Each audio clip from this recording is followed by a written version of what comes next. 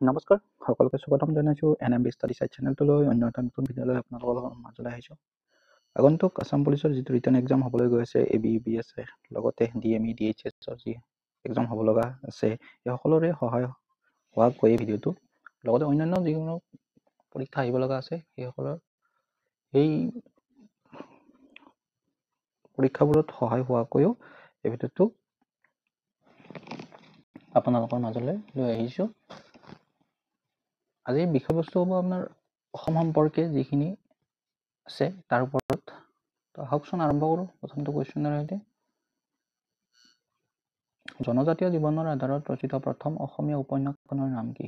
মিৰিজীয়ৰী, দেওলাংখাই, অসীমত যাৰ হেৰাল সীমা নে অনুভূতি? ইয়াৰে শুদ্ধ উত্তৰ হ'ব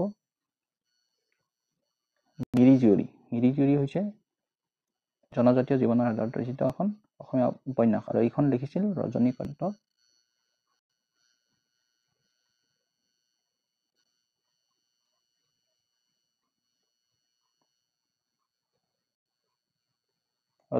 বৰদলৈ। ঠিক আছে। নেক্সট, অ মোৰ আপোনাৰ দেশ জাতীয় সংগীতটো কোনে লিখিছিল? আনন্দ চন্দ্ৰ আগৰৱাল, জ্যোতিপ্ৰসাদ আগৰৱালা, লক্ষ্মীনাথ বেজবৰুৱা, হেম বৰুৱা? শুদ্ধ উত্তৰ লক্ষ্মীনাথ বেজবৰুৱা অ মোৰ আপোনাৰ দেশ জাতীয় সংগীতটো লিখিছিল। নেক্সট কুৱেশ্যন, মানে কিমান চনত প্ৰথমে অসম আক্ৰমণ কৰিছিল? 1817 চনত, 1800 চনত, 1785 চনত নে 1795 চনত? ইয়াৰে শুদ্ধ উত্তৰ হ'ব 1817 চনত, মানে পোনপ্ৰথমবাৰৰ বাবে আক্ৰমণ কৰিছিল। ইয়াৰে তিনিবাৰ মানে অসম আক্ৰমণ কৰিছিল। 1819 কৰিছিল আৰু 1821 কৰিছিল, গতিকে মুঠ তিনিবাৰ কৰিছিল। নেক্সট কুৱেশ্যন, অসমত কেইখন ৰামচাৰ চাইট আছে? 2খন, 5খন, 1খন নে 3খন? ইয়াৰে শুদ্ধ উত্তৰ 1খন ৰামচাৰ চাইট আছে, এখন হৈছে দীপৰ বিল।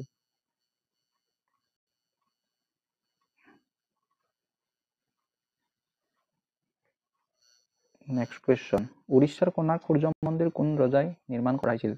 নৰসিংহদেৱ 1, সামন্ত বৰ্মন, মেঘবাহন, সমুদ্ৰগুপ্ত? ইয়াৰে শুদ্ধ উত্তৰ হ'ব নৰসিংহদেৱ 1 বা প্ৰথম।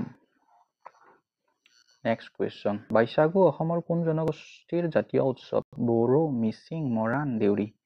ইয়াৰে শুদ্ধ উত্তৰ হ'ব বড়ো। নেক্সট কুৱেশ্যন, অসমৰ কোন ঠাইত তাম্ৰেশ্বৰী মন্দিৰ আছে? শদিয়া, ধুবুৰী, গোৱালপাৰা, তিনিচুকীয়া? ইয়াৰ শুদ্ধ উত্তৰ হ'ব গোৱালপাৰাত আমাৰ তাম্ৰেশ্বৰী মন্দিৰ আছে। নেক্সট কুৱেশ্যন, আলি আই লৃগাং অসমৰ কোন জনগোষ্ঠীয়ে পালন কৰে? মিৰি, মিচিং, কছাৰী, দেউৰী? ইয়াৰ শুদ্ধ উত্তৰ মিচিং। নেক্সট কুৱেশ্যন, মেডাম মেফি অসমৰ কোন সম্প্ৰদায়ে পালন কৰে? আহোম, হাজং, কাৰ্বি, কছাৰী?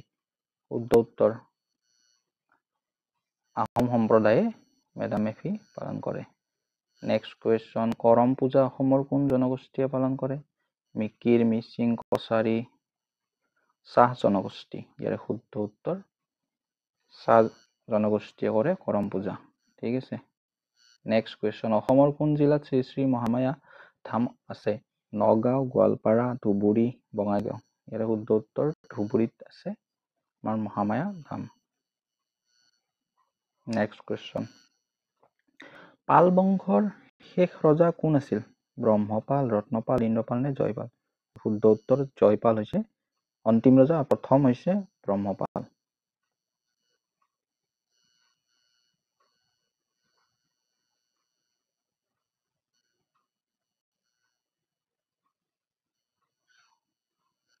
নেক্সট কুৱেশ্যন, ঘিলাধাৰী ঘাটৰ সন্ধি কেতিয়া হৈছিল? 1660 চন, 1662 চনত নে 1663 চনত নে 1664? ইয়াৰে শুদ্ধ উত্তৰ 1663 চনত ঘিলাধাৰী ঘাটৰ সন্ধি হৈছিল। নেক্সট, গোহাঁই কমল আলি পথ কোন ৰজাৰ ৰাজত্ব কালত নিৰ্মাণ কৰা হৈছিল? নৰনাৰায়ণ, বিশ্বসিংহ, ৰঘুদেৱ চৌমুং? ইয়াৰ শুদ্ধ উত্তৰ নৰনাৰায়ণৰ দিনত গোহাঁই কমল আলি পথ নিৰ্মাণ হৈছিল। নেক্সট, শিৱদৌল কোনজন ৰজাৰ ৰাজত্ব কালত নিৰ্মাণ কৰা হৈছিল? শিৱসিংহ, ৰুদ্ৰসিংহ, জয়ধ্বজ সিংহ নে প্ৰমত্ত সিংহ? শুদ্ধ উত্তৰ শিৱসিংহৰ দিনত শিৱদৌল নিৰ্মাণ হৈছিল। নেক্সট, ৰংঘৰ কোন আহোম ৰজাৰ ৰাজত্ব কালত নিৰ্মাণ কৰা হৈছিল? পুৰন্দৰ সিংহ, জয়ধ্বজ সিংহ, ৰুদ্ৰ সিংহ নে প্ৰমত্ত সিংহ? ইয়াৰ শুদ্ধ উত্তৰ প্ৰমত্ত সিংহ। নেক্সট কুৱেশ্যন, কোনজন আহোম ৰজাই স্বৰ্গনাৰায়ণ উপাধি গ্ৰহণ কৰিছিল?